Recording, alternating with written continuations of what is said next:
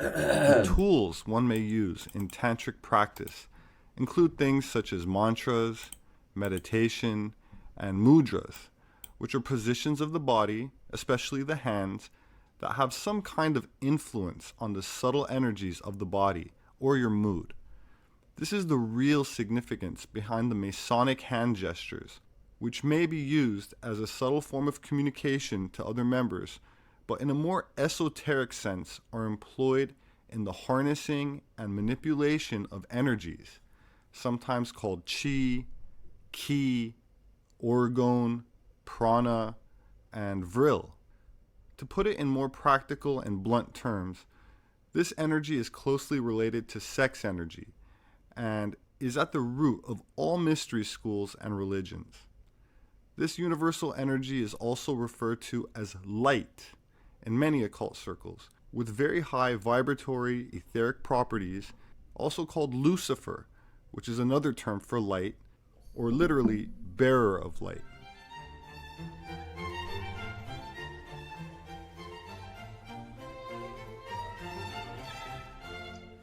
Alan Watts was a British philosopher who popularized Eastern esoteric philosophy for a Western audience. Born in England, he moved to the United States in 1938, where he pursued Zen training in New York and received a master's degree in theology. Watts went on to gain a large following, writing more than 25 books and articles, as well as recorded talks which still shimmer with a profound and galvanizing lucidity. The tantric sexual practice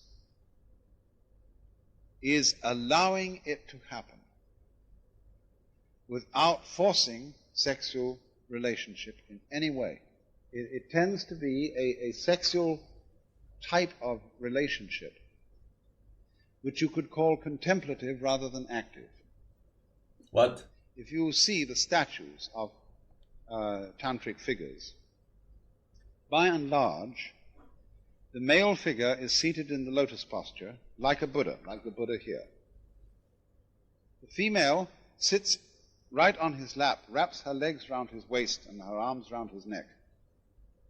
And they touch at all points: the mouth, the breasts, the sexual organs, the eyes, looking straight into each other. But they're motionless. They're completely still. They don't, in other words, work towards an orgasm. See, Freud had the idea that sexual pleasure is release from tension. That what we work towards is the orgasm as detumescence, as escape from tension. But many people would disagree most strongly with this and say that's part of it, but that it is just as wonderful for there to be tension without any attempt to escape from it. Maintain the tension. Just let it happen.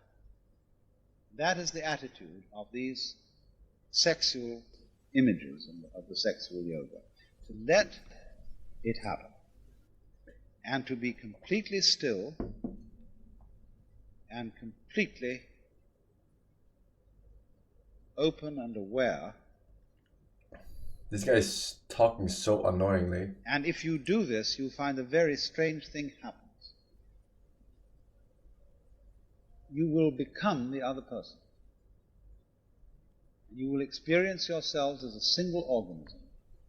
You will become the other person. Okay, sure.